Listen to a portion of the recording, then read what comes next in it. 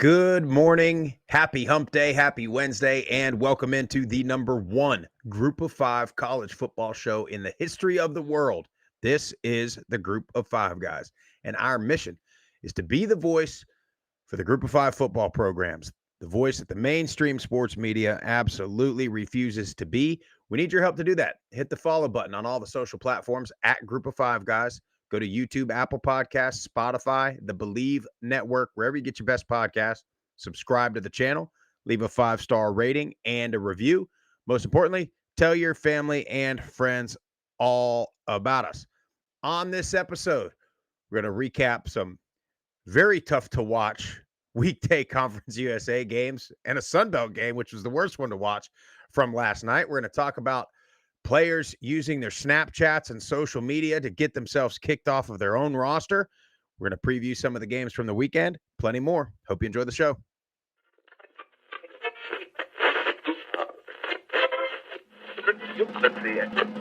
This is the Group of Five guys, and we are coming to you live. They got Old Dominion week 3, and ODU is by no means a layup. Group of Five guys told me that, so that has to be true. We looked at each other, we was like, Mike, the best place to be is a Group of Five. So I'm sitting here with the Group of Five guys, right? Troy has won, it's been a winner, and it's a special place, so it's why you want the job. But it's a ton of fun to watch a guy go to the NFL from a Nevada or a Colorado State or a Middle Tennessee or an App State, and fans follow that kid. It was across there. You want to have this thing packed out, have the student section packed out, giving those guys hell on the sideline. I mean, that's part of it. I mean, win or lose, like we're winning the tailgate. There's no better place to be developed in this country than Boise State.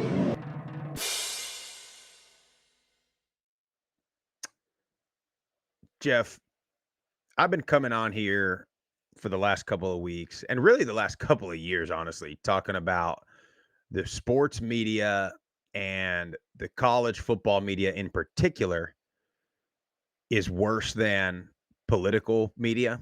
I mean, is that safe to say that I have been screaming this from the mountaintops, Jeff? Yes.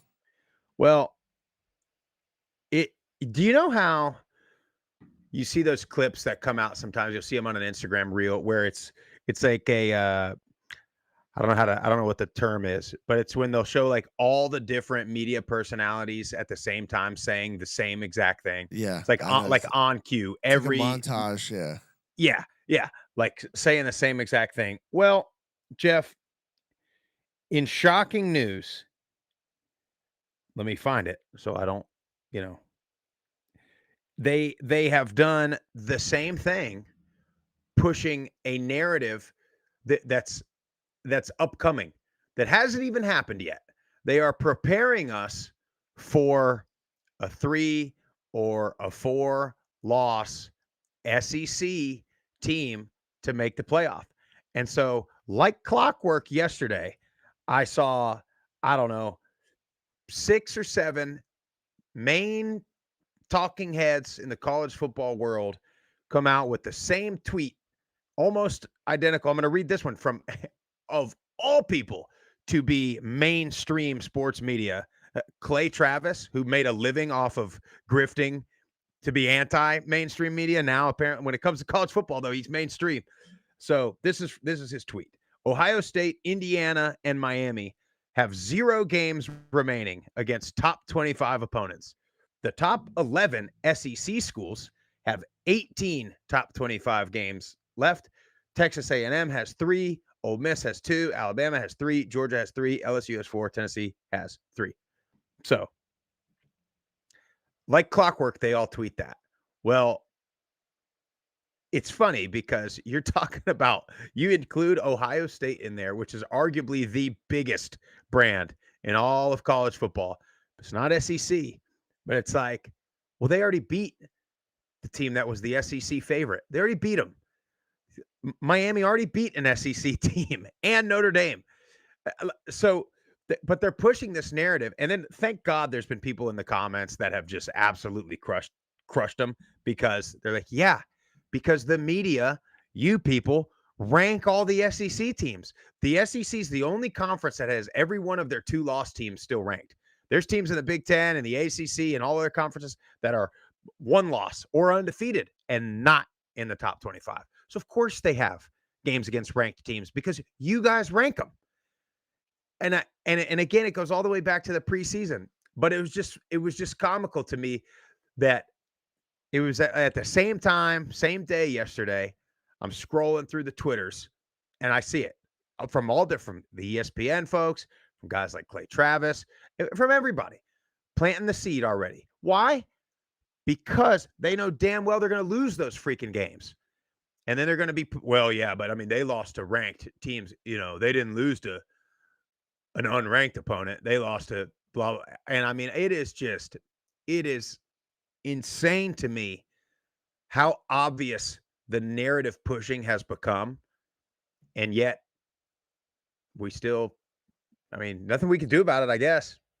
I mean, what we can do is continue to call it out, right? That's all we can really do. What's even greater, I think, about this is wait till next year, because now they're going to the same amount of conference games that everyone else is.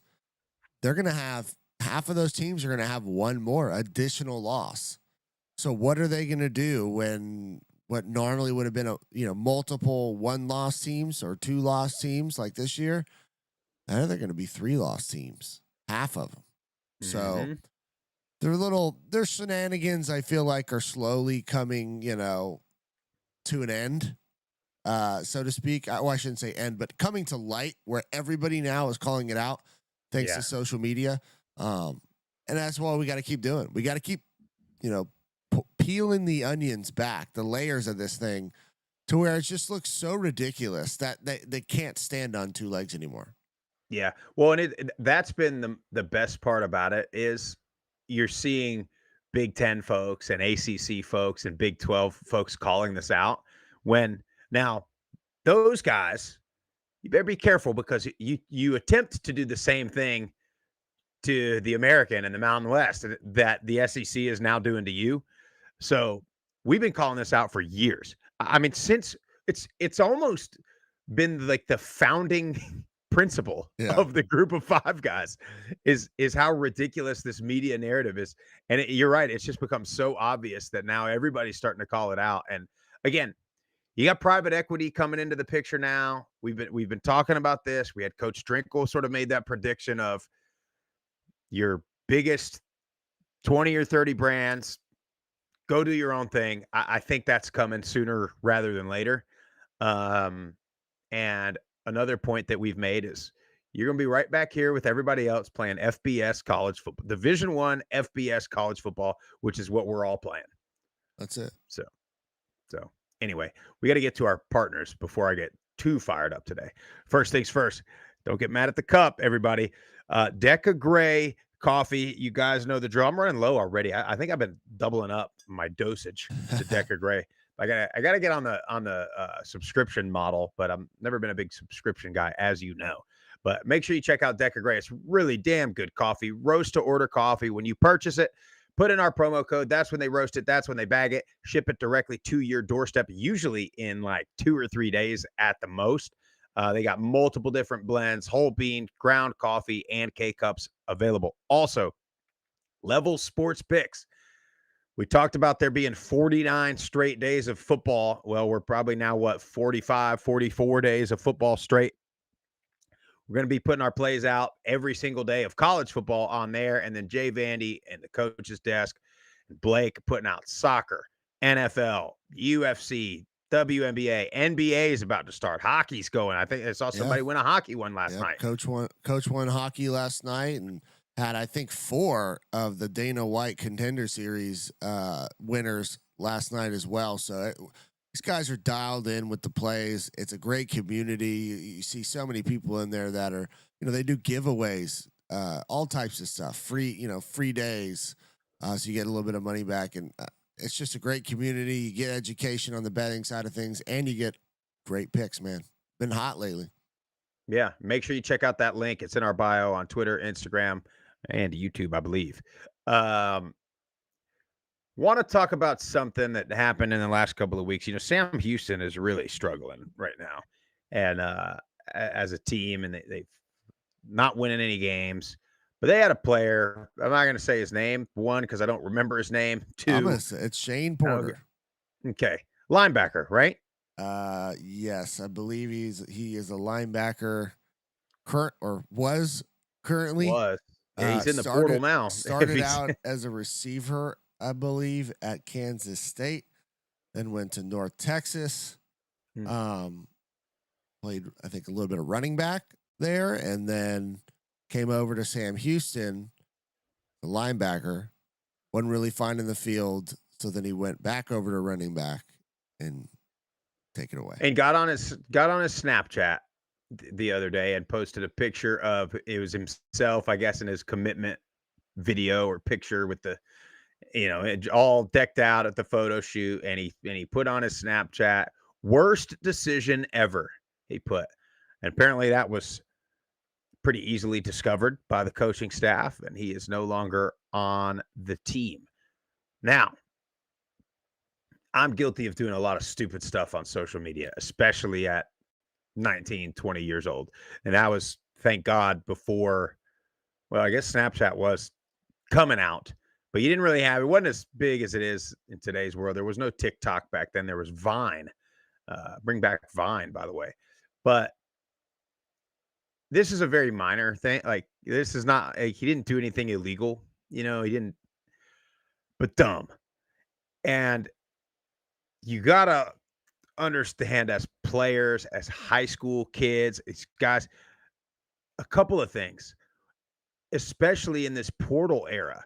Like, you can't say stuff that's going to burn a bridge or ruin a relationship or put yourself out there as a problem, because it's not going to get you anywhere. And you just got to think of, I know you're probably trying to be funny, probably were drinking or something, probably meant to send it to a couple girls, but anything you put out there, this is the message that's been said by any employer, any coach ever. Anything that you put on social media will be screenshotted, will be saved, and everybody will see it if it needs to be seen. So I just implore people to be careful and think for a second before you hit send. I just wonder the motive behind this. Like, what did you think was going to come out of this? You post something like this, and I know Snapchat's supposed to be private, whatever. But I think you put it on a story. But maybe he was done with ball and wanted to have some social media clout. Maybe he's trying to do something in that realm. I have zero idea. But if this was like not on purpose to get kicked off the team, then to me, it's just like, I'm just like, how idiotic is that move? Like, you had to know that was going to get you kicked off the team, and it was going to circulate, even if it was for a laugh or whatever. Like, these are, at the end of the day, whether you like Phil Longo or don't, or that staff or your position coach, like, this is their livelihoods and this is how they're feeding their families. Like, stuff like this continues to go out and fester, and it not only negatively affects the locker room, it affects, the aura of the team and the type of, job that the coaching's like, they could potentially get fired. So there's ramifications to what you post, boys and girls. So be careful. I tell you what's a good practice to do, especially if you're a guy in your mid 30s and you're every single morning I go on my Facebook memories and I go delete anything that I might have said. It's just like, I didn't say anything super dumb, just very cringy. Some dumb, song lyrics or something. I'm like, ooh, hey, get that out of there. But you wonder if it was he's frustrated, he's not getting the playing time he thought, and he just sort of, you wonder if that was the case. Who knows? You're right though. In an era where social media clout is whatever is more important to most kids than anything else, you wonder if that was part of it. Let me go viral. He's got people talking about him. So yeah, Morgan in the chat says that apparently he had like 1 million followers. Before that? I think so. So that's it right there. More important to make those 1 million followers laugh than be a good teammate. Mhm. That's probably what happened there. It's more important for that person to do that. I mean, it's across the board, man. It's at the professional level. You see this stuff. Yeah, I don't know. We have totally lost our way of brotherhood and locker room and all those things. But anyway, we got to talk about a little bit of football because we got a bunch of voicemails we got to try to get to. Last night, couple interesting games. One, that Sun Belt game, South Alabama Arkansas game was a tough watch. It was a tough watch, but ended up being a pretty good game and a pretty good finish. And then maybe unexpected outcome in Bowling Green, Kentucky. But let's start in Lynchburg. First things first about Lynchburg. I know I saw some Liberty people saying that it was the worst student section they've seen. Let me tell you something. There ain't a student section in the land that'll get up for a Tuesday night game like Liberty will. There's not. Yeah. There's not one. And Liberty continues to do it, and they're doing it with what appears to be a not very good football team, and they're still doing it. So be careful. Be careful if you start slipping even more. You might lose that student section. Fans of any team or program or professional college, whatever, they're always going to be a little bit front running. Like that is kind of what fandom is.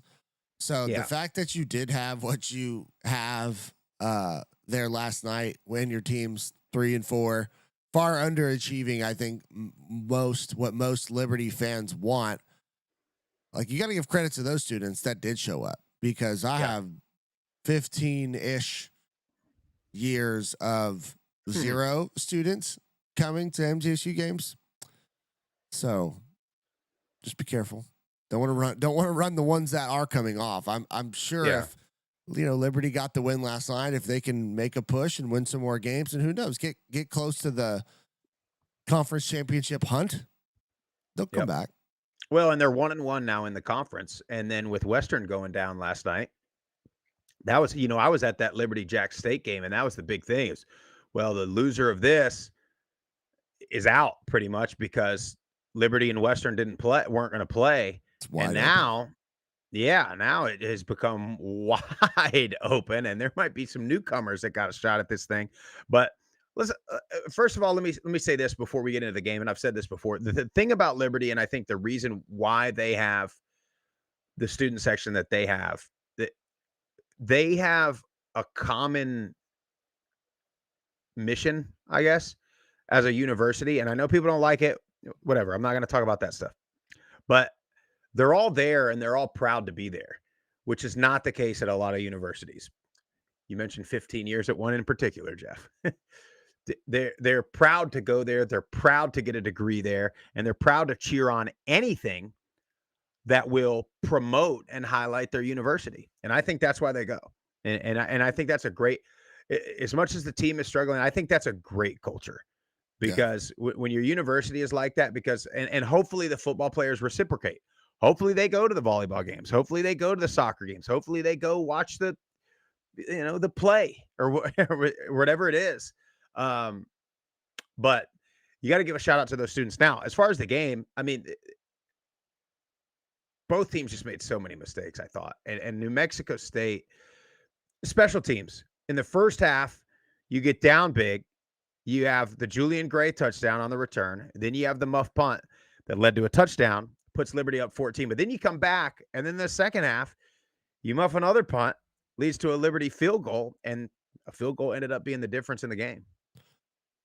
Logan Fife played really well, especially in that second half. He threw some dime back shoulder throws in man coverage, and I was like, there's not a lot of space where that ball could be, and he put it right on the money. So they definitely showed, promise, and they've done that all year. Like they've competed and had opportunities to win football games, but there's three phases of the game. And when one is lacking or one is turning the ball over or making mistakes, it's going to cost you. And then you look at Liberty on the flip side, we were texting last night, and I just there's nothing that Liberty does this year that they do overly well. Like defensively is their strong piece. Offensively, it's just a struggle. to really get much of anything going. Vasco turned it over 2 times last night. He's trying to run around and make plays. Some of that he could sit in the pocket and deliver a throw. I think others he's having to run and try and make something out of nothing. They're struggling, running the ball. They had 114 on the ground, but it wasn't like it, wasn't moving the line of scrimmage. It was 5, 4, 3 yards at a clip. So, they're 2-1 in conference. You still have everything you want in front of you. It's just like I said, it just doesn't look efficient. It doesn't look easy on offense, and that's what we've been accustomed to seeing with the Jamie, Chadwell offense at Coastal, or obviously when he got to Liberty, and it's just not been that way. But 2-1, doesn't matter how you get the wins, you get them.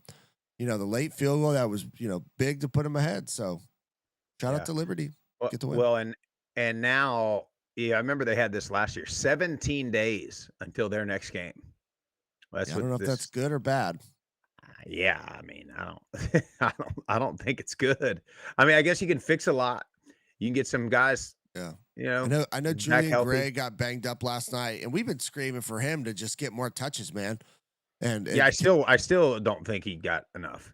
3. He didn't get many 3 on the ground. Yeah, and 3 in. I don't know how many targets he had, but 3 receptions. Like those guys, you got to give them the ball because they're just home run threats every time. Yep. In the Sun Belt, you had Arkansas State, South Alabama. I tell you what, I think both of these coaches their seats are starting to warm up a bit. And Arkansas State gets the win. Just as sloppy as there's not really much to talk about. A whole lot of punts, missed field goals, turnovers, penalties, 21 penalties between the two teams for well over 200 yards, I believe it was. I mean, that's just bad. That's just bad football. And penalties, I know people do some dumb stuff. I know some things are on the field. It's accidental, but it starts becoming a trend. It starts becoming a problem. And, many would say that that's on coaching. Yeah, I mean, I'm with you. It was definitely like a slow, ugly, type of game. But you got to give credit to Jalen Rayner. When it mattered down the stretch, he made some big, big plays with his legs. Corey Rucker, Chauncey Cobb, both had good games on the outside for Arkansas State. And it's never been their offense, that we've been concerned about at the skill position. It's been up front. And you saw that. You saw the, tough sledding. If you take away Jalen Rayner's rushing yards, they're under 100 yards rushing. So this was an ugly defensive kind of matchup, but the Red Bulls find a way to win. Again, like I said about Liberty, like, doesn't matter how you do it, how it looks, you got to win late, and that's what you got to do. And then flip it to South Alabama, 0-3 in the belt, 1-6 on the year. There's just so much potential on this team. I feel like the last couple of years, and it's just like sitting there, and I can't put my finger on it. Yeah, that's how I feel about South Alabama. There's no reason why they're not good. By the way, and you mentioned Arkansas State, they're 2-1 in the conference with a win over South and a win over Texas State too. So I mean, they're in it. The West. We've talked about this West. I mean, you look at Troy and Southern Miss appear to be now at this point the two favorites, but Troy a little bit inconsistent, a lot of bit inconsistent, and Southern Miss, they're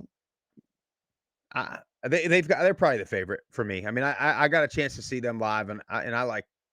They got some guys, they got some talent on that team for sure. Well, they got the pedigree too. And Huff winning the ship last year, Braxton winning it last year. I know it's at a different program, a different place, but there's something to learning how to win games and be a champion that translates and transfers with you to a certain extent.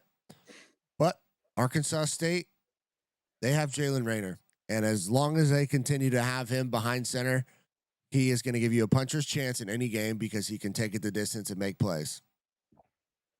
100%.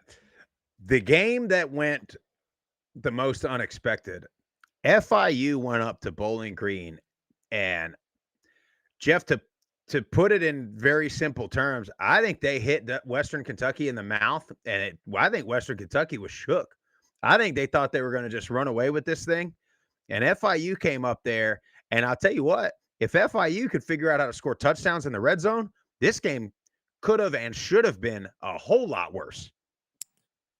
It looked bad offensively for Western Kentucky. They couldn't do much of anything. McIver had 3 interceptions. I know Henry was banged up. He didn't look like himself.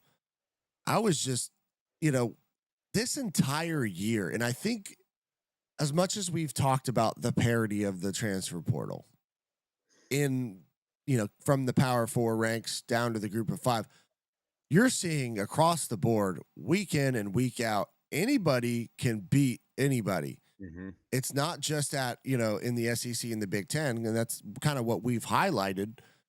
But it's in the entirety of college football, because you got guys that are hungry, that have transferred, that don't want to sit, that are getting opportunities. And this was the FIU team. Like, this is what we've been waiting on for FIU, but we don't see it week in and week out. Yeah. And flip it to Western Kentucky. They start the year out like gangbusters with McIver and Henry and Hutchinson, and then they show up on a Tuesday night and they don't look ready. You mentioned FIU coming right out the gate, punching them in the mouth, didn't know how to respond, and couldn't do much of anything. And that's just for a Western Kentucky offense. You don't see that very often. No. Ever since that Toledo game, when Toledo just took it to Western Kentucky, I'm wondering if Toledo put a bunch of stuff on tape that has Western's offense a little bit out of sync, because some defenses have figured out how to stop it. But either way, can I give a shout out to our boy Kenneth Gilstrap? Absolutely. The DB's coach down there at FIU. 3 interceptions on it. Say what you want about Western Kentucky, still one of the most prolific passers in the country. And 3 interceptions against that guy. They hold that offense to, what was the final 6? Is that what they had? Final score? Yep. I 6 mean, points. Unbelievable job by that FIU defense. And then how about the running game for FIU too? I mean, that was Western Kentucky has been able to score points, and to hold them to 6. And then also, you remember when we were there in week 0, and I was the one saying it, their D-line looked big.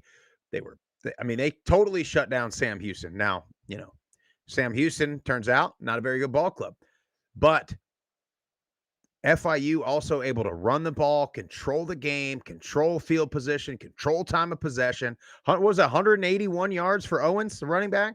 Yeah, 195 and a touchdown. 195. And how many carries? 22. Isn't that something? Over 20 carries, over 100 yards. I mean, I near think 200. it's a pretty safe bet. Yeah, he broke one off for 85 was his long. So I'll tell you what, man, I liked what I saw at FIU. Really concerned for what I saw at Western Kentucky. Well, and gives me hope for 100 miles of hate, Sprousey. We got a shot. We got a chance.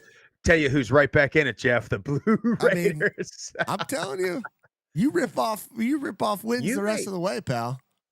You may see a Kennesaw State, absolutely, Florida International Conference USA championship game. Can you imagine? Looks like we're going to might be going to South Beach, Florida. buddy. Couple good games tonight. More in weekday Conference USA. Delaware -2.5 at Jacksonville State. This is an interesting game. This is Delaware pass offense with Minicucci and Jack State run game. It's 2 conflicting styles of play, so you got to see which one takes control for who's going to win this thing. Just which Jack State team are we going to see? Because to start the year, they came out and looked great. Obviously, Cam Cook is a proven product. Continue to pound the rock and try and control time of possession with him. But Delaware's not a slouch. They're favored by 2.5 in this game. Minicucci has played well for most of the year. Just when he turns it over. If he turns it over, it's going to give Jack State extra possessions. And when a team like this that can run the ball, it just going to keep your offense, which is your strong point, on the sideline. So that, to me, that's the game. It's can Minicucci protect the ball but continue to be aggressive, because he wants to push it down the field, and then he takes off with his legs. So I like Delaware in this game. I've hopped on the Jack State train. I still think they're a good team. They've just, the last couple weeks, their offense has just not looked to form. But they're at home. Always love a good home dog. But I think Delaware gets this one, man. I think Delaware's a good team. Yeah, I think team too, but I'm sort of leaning Jacksonville State at home. Jacksonville State's Fade me, third because I've been wrong Yeah. the entire last 2 weeks.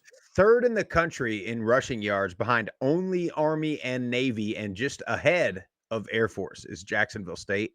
So I think they turn over Minicucci a time or two and then start running the ball. I think that's how Jacksonville State gets it done.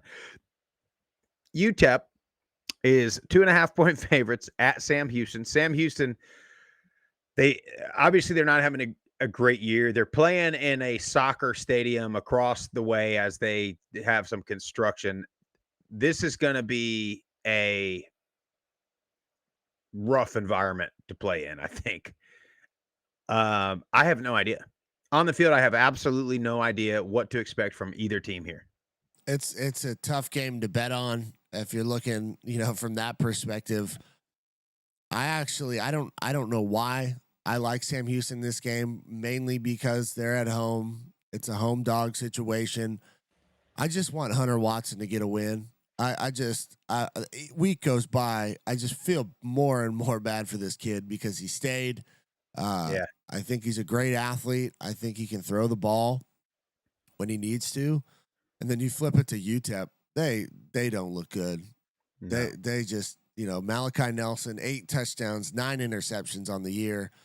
They bounced 2 quarterbacks in and out of the game. Their last matchup, they just don't. Again, kind of similar to what I was saying, but not on this level. Like UTEP, they don't do much of anything offensively well, and they have those great receivers on the outside. They just can't seem to block. They can't get the run game going. They can't get them the ball. Defensively, I thought they've played tough all year. They're just always on the field, and they get exhausted by halftime. So I'm going to go Sam Houston in this game, but it's a coin flip to me. It's who shows up and plays well. Yeah, I'm with you, and I think UTEP, total speculation here, just based on body language and what I've watched on TV. I think UTEP's got some locker room issues based around what we've got going on with the quarterback. I think camps, brewing. Yeah, I think you do, and I think you got a guy that was all world coming out of high school and hasn't found success anywhere, and I'm sure that's wearing on the kid.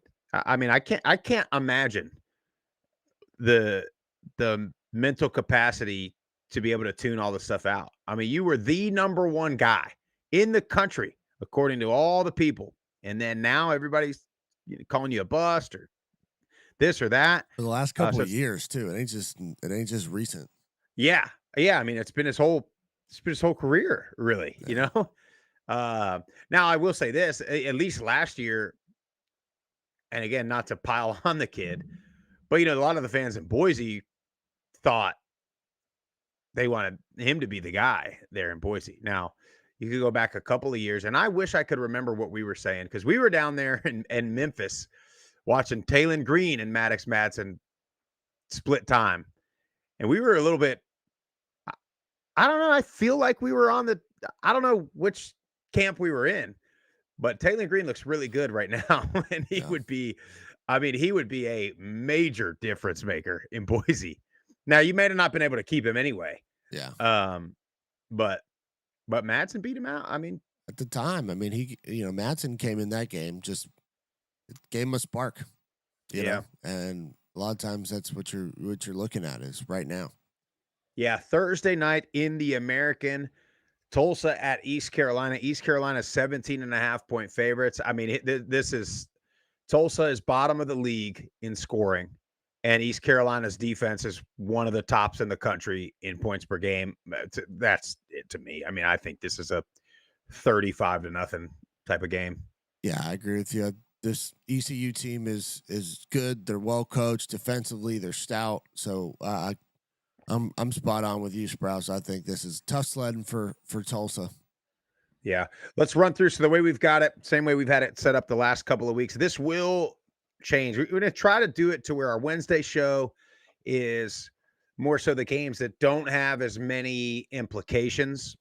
And then the Friday show will be, I don't want to call them your bigger games, but it is what it is, right? Your games that matter more in the grand scheme of things. And then once the conference races start to separate, that's how I'm going to spread out the show. I'm going to do, if it's for first place, if a conference championship game is on the line or a playoff berth is on the line. So right now it's centered more around the playoff. So that's what these games are, not necessarily playoff caliber games. Temple at Charlotte.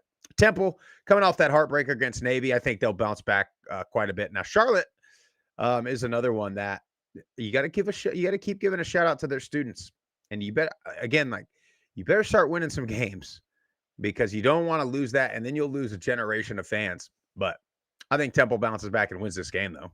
Yeah, 11.5 spread right now. We'll keep an eye on that as it goes. See where the money's coming in. I like Temple. Charlotte's struggling to do much of anything on either side of the ball. They are at home though, and maybe they get an energy boost by that student section. But I think Temple gets back, and I have a feeling I want to take that spread, especially if it gets to 9.5. Yeah. In the MAC, Central Michigan at Bowling Green. Bowling Green 4.5-point favorites. Jeff, to me, this is a recipe for Bowling Green to have a bit of a letdown. You just had a wild 3-touchdown comeback against your rival, and now you're going to go against a Central Michigan team that they had their struggles, but they want to run the ball. They want to be physical. So just look out. I'm not ready to pick Central Michigan by any means, but the storyline is there for a Bowling Green letdown, and in typical MAC fashion, that would happen anyway. That's exactly what I was going to say. This has a MAC mashup written all over it with just some ugly ground and pound physical football. You'll have some fumbles, turnovers in this game. And you mentioned the letdown piece of it. I think they do. And then a week ago, they didn't, they came roaring back in that second half. One of them was on a trick play.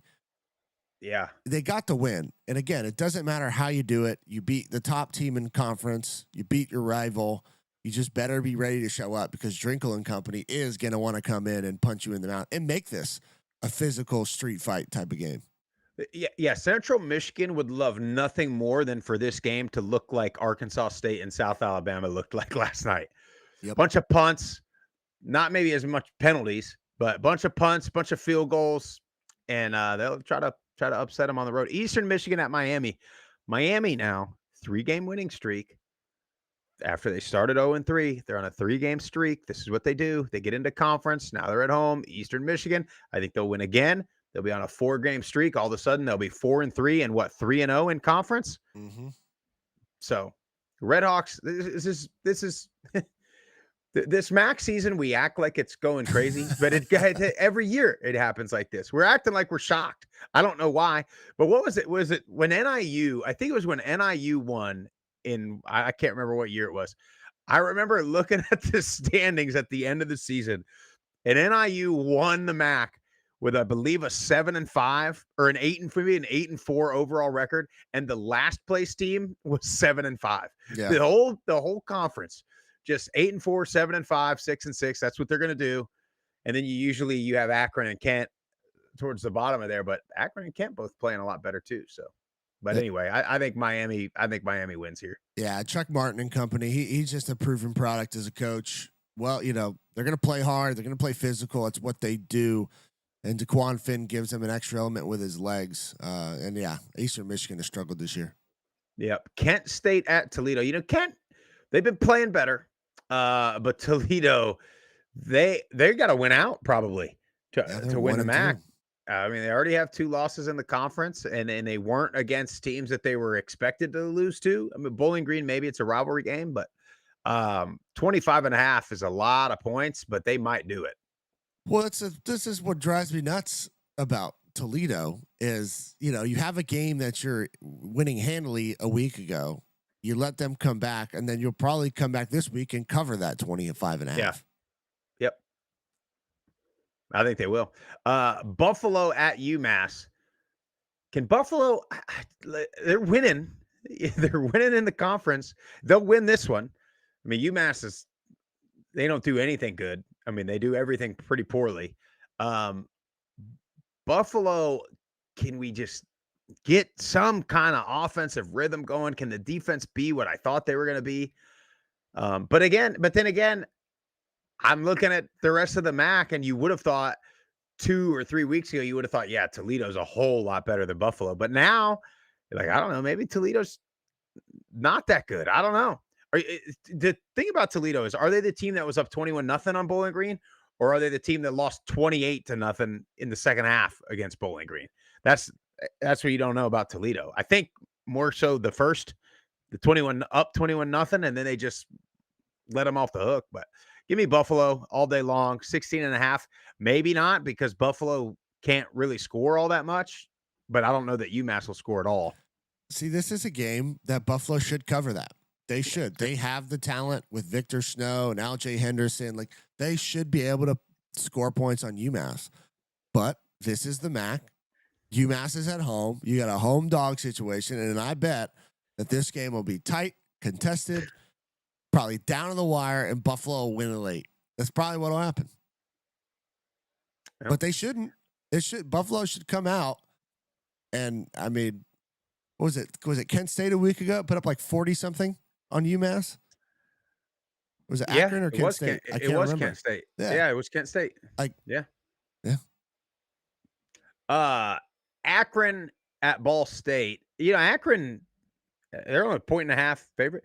Akron's played okay, right? Ben Finley playing okay. Ball State, I mean, they're I think, bottom 3 in the nation in scoring offense. So don't know that they'll be able to score, although the quarterback's pretty dual threat. So I'm a little confused as to why they're so bad on offense.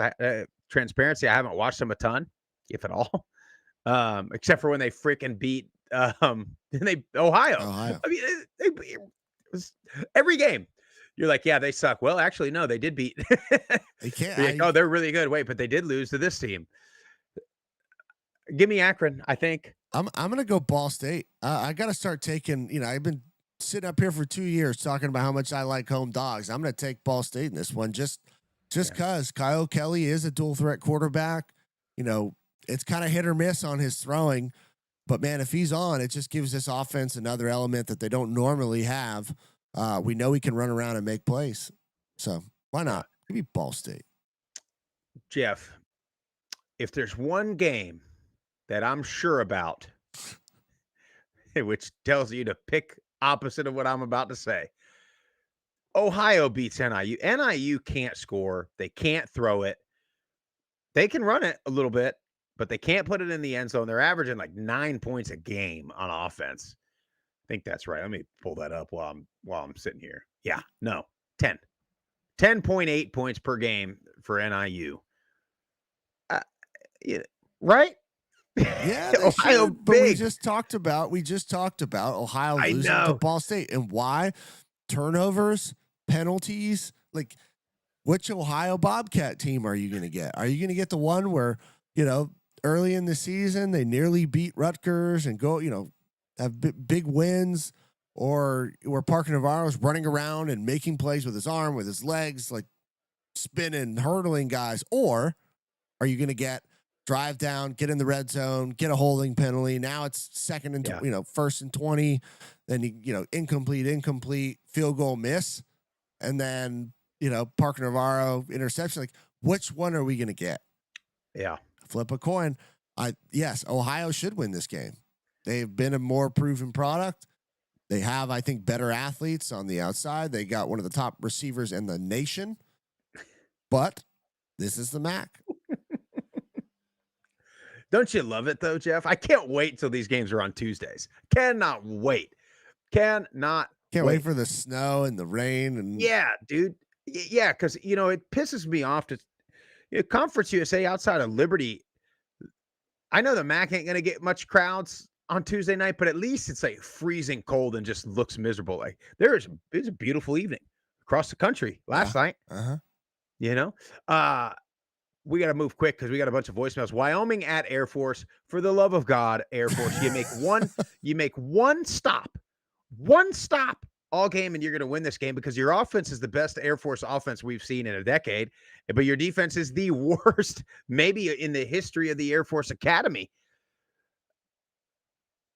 I'm taking the fact they've got to get a win. Got to. I think they will. I think they will. I know you like Wyoming.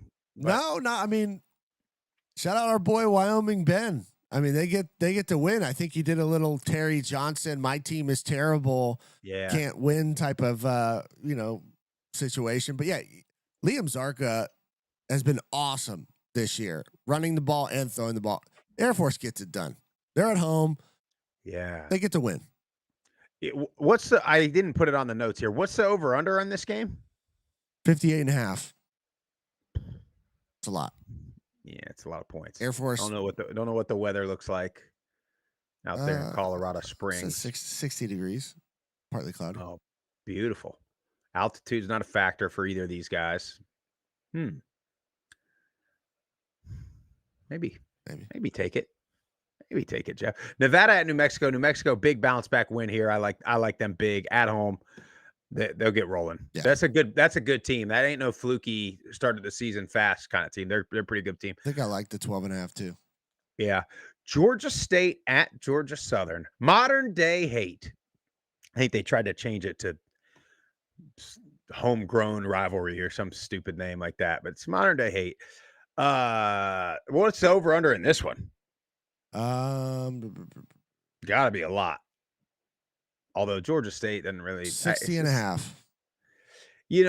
I think that's high. I think the under's in play. Yeah, well, and at the game last week with Georgia Southern and Southern Miss, I thought that too. I thought not a lot of defense, but there was some defense. And I don't know. Georgia State, points per game wise, giving up more points than anybody in the country. However, they have that outlier game against Ole Miss, who scores a ton of points against anybody they play. So, that could be a factor. Georgia Southern's won the last two in this rivalry. Georgia State, however, this is a shocking fact. Georgia State leads the overall series in this rivalry, 6-5. Georgia Southern a chance to tie it up at home in Paulson. Now I'm going to say this: if Georgia State goes down to Statesboro and beats Georgia Southern, you want to talk about they're going to be burning furniture on balconies in Statesboro if that happens. They're already not happy with the product that they've seen on the field. You go lose to your rival in this year. Well, I mean, bad news. I feel like I read that they extended Helton, like his contract. Not this year. I think it was like last year or something. But you know what, Josh Bell, I'm going to do you a favor here. Georgia State's going to come to Statesboro and get a win. I hate to break it to you. They might. TJ Finley may have a field day. So, yeah. Georgia State's going to win. I've been welcomed with open arms in Statesboro. However, my overall record, Georgia Southern has won one time when I've been there, and it was against Ball State. It was like the first or second time I'd been there. They hadn't won a lot. Now, typically I'm going right. They got a big game, Boise State, and they should have damn beat Boise State last year. Southern Miss last week. Coastal with Grayson McCall and them. So, you know what I'm saying? They're not Old Dominion. They lost on a freaking field goal. But that was pre Colton Joseph too. So I'm not going to pick them. I don't trust anything that I've seen out of either of these teams. I don't trust anything I've seen out of anybody in the country outside of maybe Memphis. And maybe, South Florida even, because they dick around too much. I know. So anyway, I'm just not going to pick this game. Don't stay away. We'll see what happens. We'll see what happens. We got a bunch of voicemails.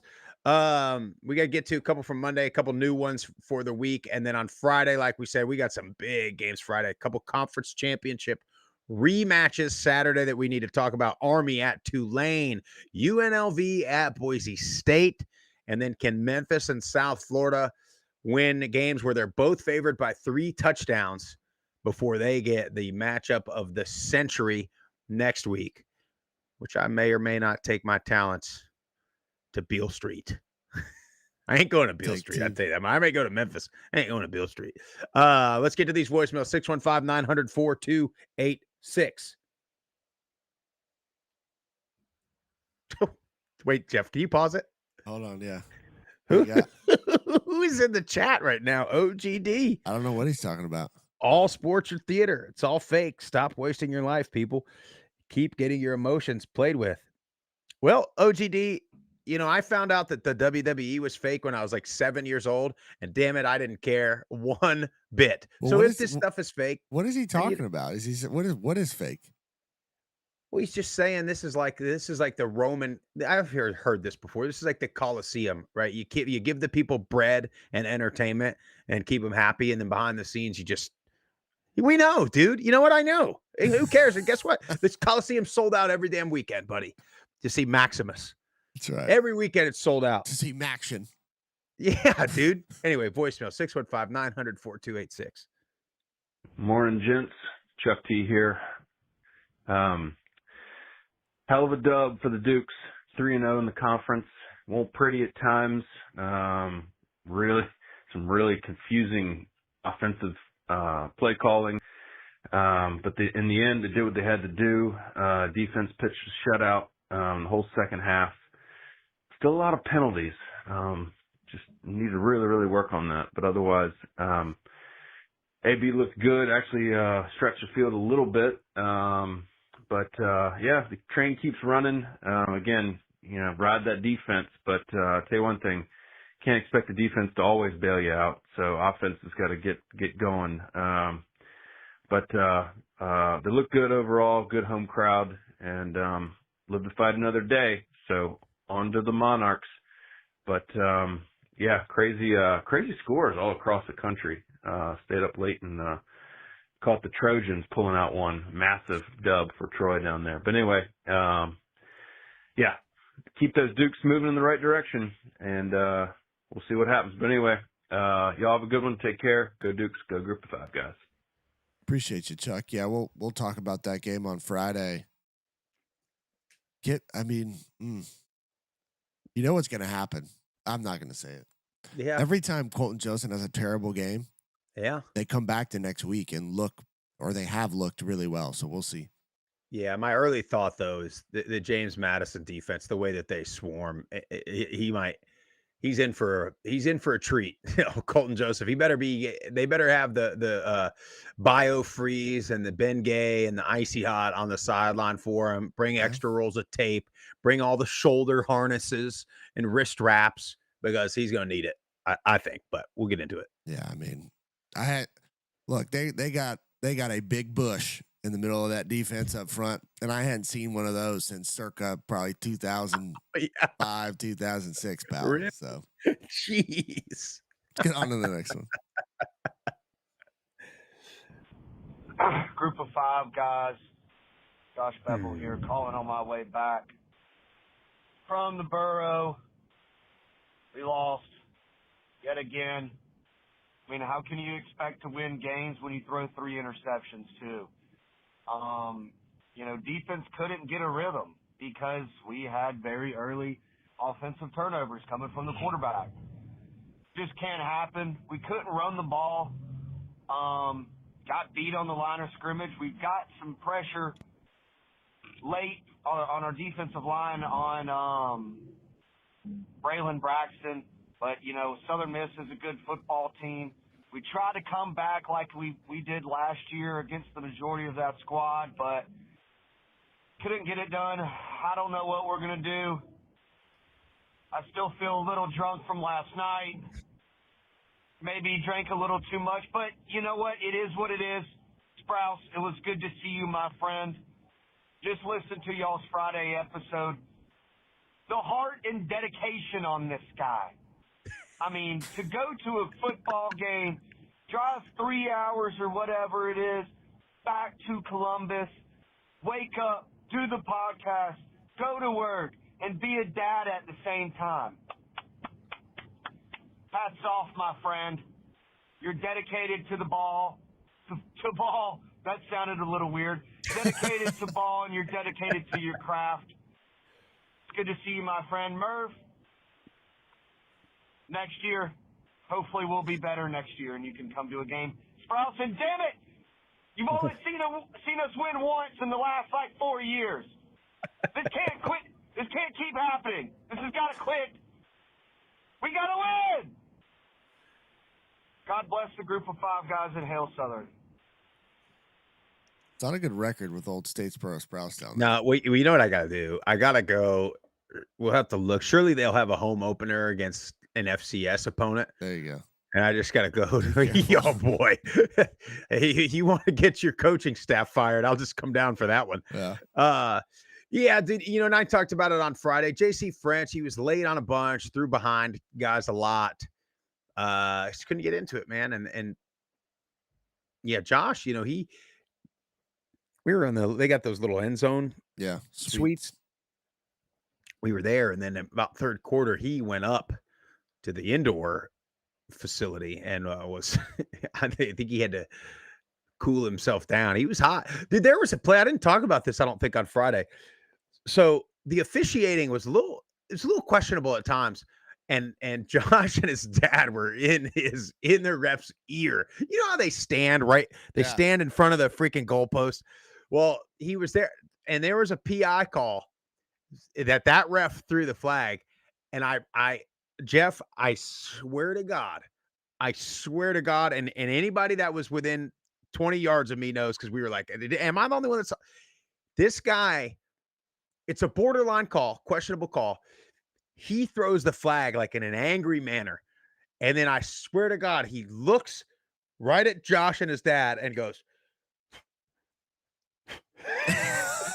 I swear to God, it was like pass interference on that fan right there.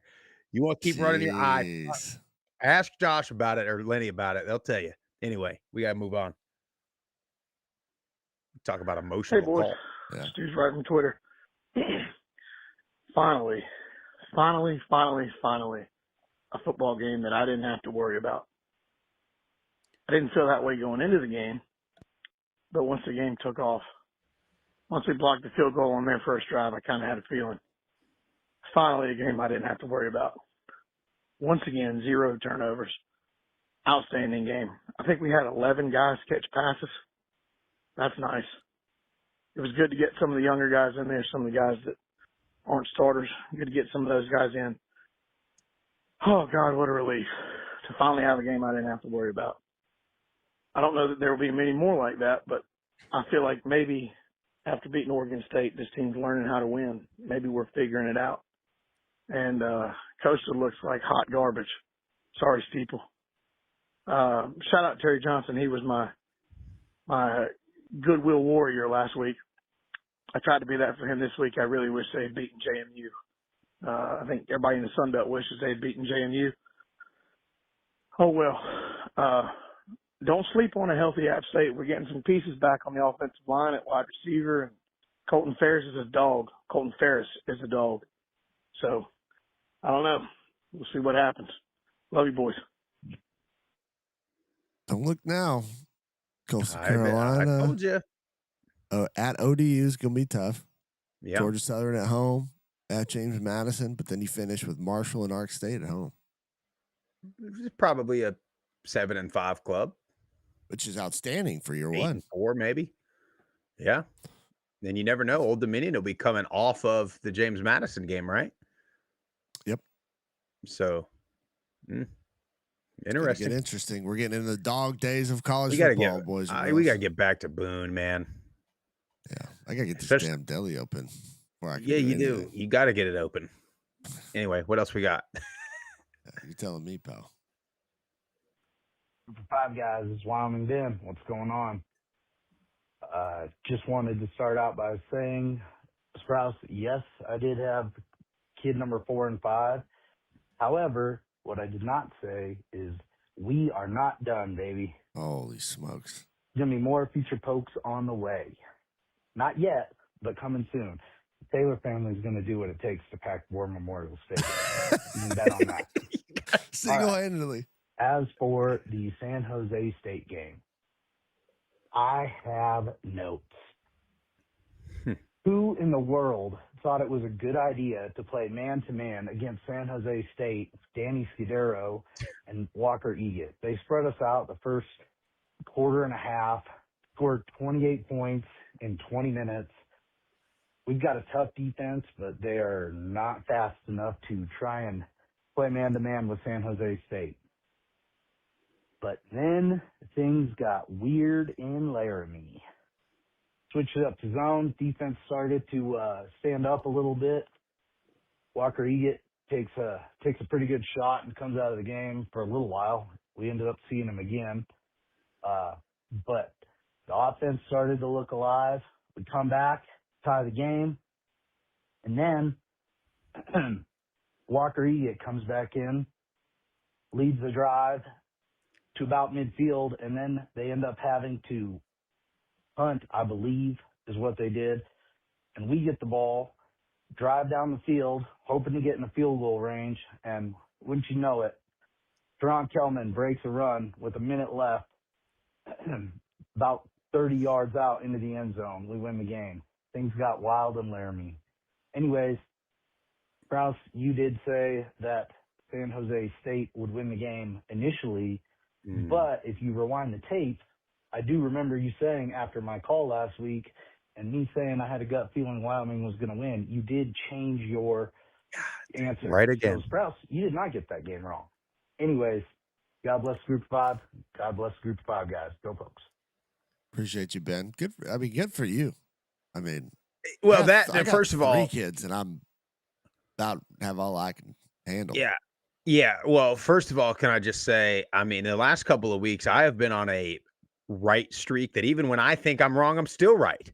I mean, it's amazing how right I am about just about everything. But I will say, yeah, Ben, that is the way we were designed. You just keep pumping them kids out, buddy. Get yourself a farm, get you some goats, a couple of cows, a couple of chickens. That's the way we were designed, man. Don't you keep populating. You're damn right. You single-handedly, you talk about grassroots fandom, you talk about boots on the ground, one handshake at a time. Hey, one kid at a time.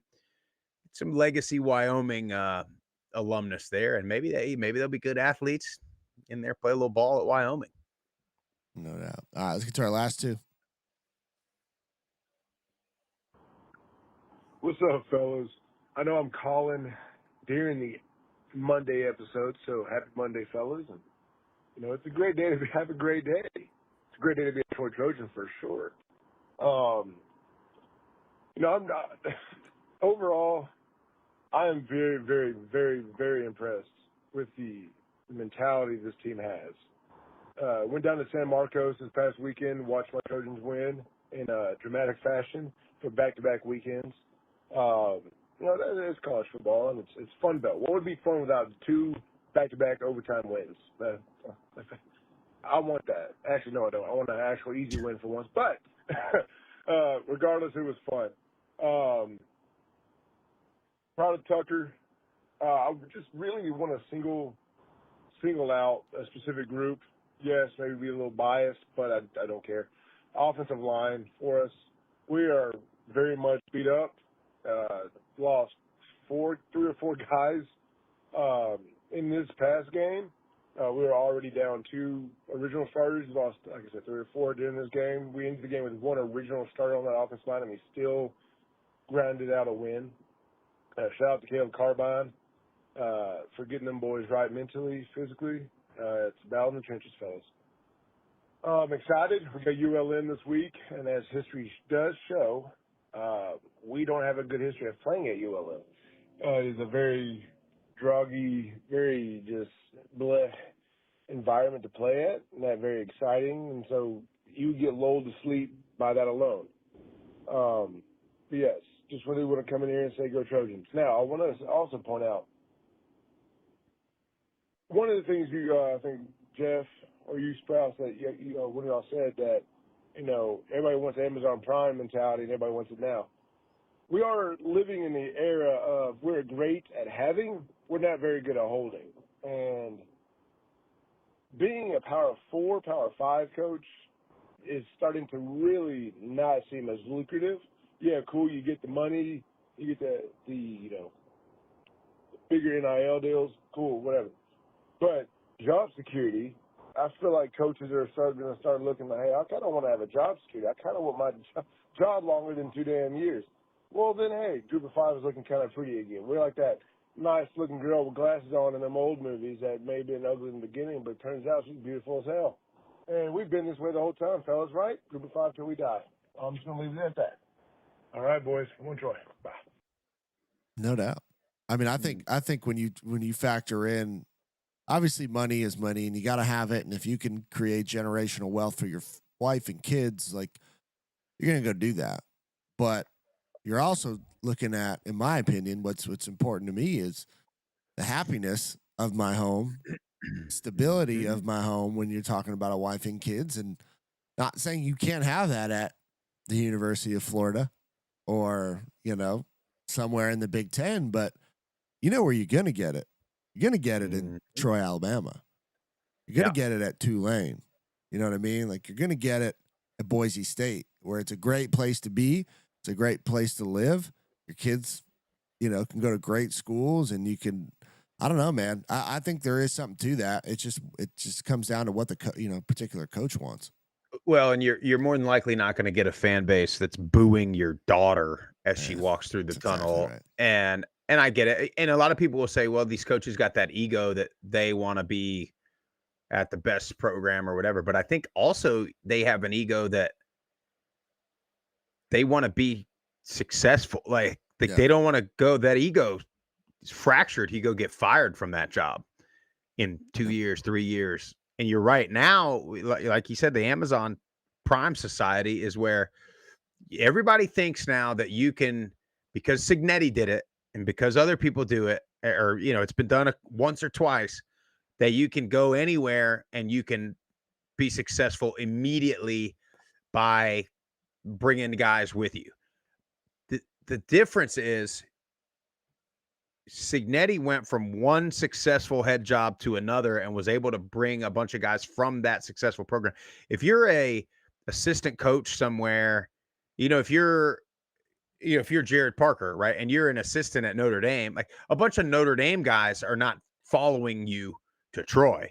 I mean, a couple you might. I don't know if he got any, but you're not going to get that culture shift that you would going the other way.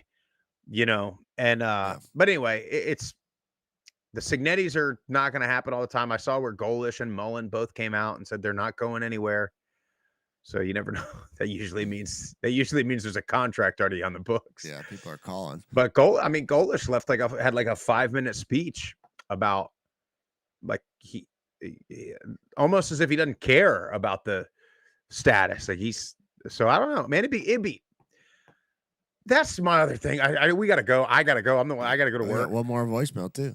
I know we do, but that's my thing is how much cooler would it be to take South Florida and build it into where you're a top 10, top 15 program every year versus going to one that's kind of always going to be there. Every preseason, they're going to get ranked in the top 10 and they're going to lose a bunch of games and then not be in the top 10 anymore. Where you almost handed the top 10 on the platter versus building a brand new program, building a brand new fan base. You're going to get a statue. I mean, you go to the playoff at South Florida a couple of times and you do it for, again, like you look at Scott Frost. Had he stayed at UCF and they continued on that trajectory for the 10 years now that it's been or whatever it's been, that guy's got a statue in Orlando. That guy goes and wins at Nebraska. Okay. I mean, good job, I guess. We gave you everything you could possibly need. You know what I mean? You had all the tradition. You had the fans. You had the money. Okay, congrats. But when you don't do it, you're fired. Yeah. See, and you can do that in South Florida. 100% you can do that. And I think he knows it. Yeah. They're doing it now. Yeah. Anyway. Right, last one. Group of Five guys, Terry Johnson calling, and I'm not going to vent, pissed off because, honestly, I knew we were going to lose against James Madison. They're a great team. We're not, so I'm just being honest with you. But I am pissed about that goal line play call going into the half. And let me get this straight. You're playing against probably the best defensive front you've ever played against in the Sun Belt, and you haven't been able to run the ball all game. Is a pro eye, power a good play call? I don't think it is. I think you do a trick play, something Philly style, something creative. But our offensive play calling is retarded. Our coaching is retarded for some reason, and everybody else every other Cajun fan knows that was the worst play call. When you can't run the ball, you run the ball. When you can run the ball, you refuse to run the ball. We'd be 4-2 right now if Lunch Winfield was our quarterback for the entire season. And our coaching staff continues to not properly evaluate talent very well, and that's why we're 2-4. We play the Southern Miss Thundering Eagles of Hattiesburg / Huntington, Virginia, West Virginia, or whatever. I don't know who this team is, but they wear yellow, and Charles Huff is the coach. So we play them for homecoming. I don't really know what he expects. I don't really expect to win, but if we win, I'm happy. If we lose, whatever. It's homecoming. I'm away. Hopefully, I won't be able to go to it. My wife's going to make some great food. Jeff, you'd be proud. She's Cajun, but she's an Italian Cajun. She's a paisan. Makes really good pasta laya, so she's going to be making some really good food this weekend to enjoy homecoming weekend. And, even when the Cajuns lose, I'm happy that, the Pac-12 or whatever the hell they are loses with this. Utah State can't win against Hawaii. Shout out to, the Bobcats of San Marcos who are 0-2 in the conference. That's laughable. They're the cucks of the Sun Belt, and will be the cucks of the Pac-12. So shout out to them. Creme brulee, you're one of the good ones. Everybody else in the Texas State fan base sucks. And it's just really good football to watch all around, though. Cajuns aren't doing well this year, but I'm having fun watching the games. God bless Group of 5. God bless Group of 5, guys. Go Cajuns. Appreciate you, Terry. Always look forward to your call, pal. Jeff, Cajun and Italian. Can you imagine the food? Terry Johnson, how are you not 45% body fat eating like that? Incredible. Pasta laya. I love pasta laya. Well, that's always been, Brian makes it at wherever we have the homecoming tailgate. Oh yeah, and it's damn good. You little pasta lye with a little side of Raiderade. I mean, my God, Jeff. Cup of Raiderade. Anyway, I got to put the hard hat on and grab my lunch pail and get off to the coal mine. So appreciate everybody watching and listening. Weekday Conference USA tonight. We'll be back Friday morning talking about some big conference implication, playoff implication games that are happening on Saturday. If you enjoy the show, make sure you find us on the socials at Group of 5 Guys. Go to YouTube, Apple Podcasts, Spotify, wherever you get your best podcast, the Believe Network. Subscribe to the channel. Leave a 5-star rating and a review. Most importantly, tell your family and friends all about us. Have a great Wednesday. Have a great rest of the week.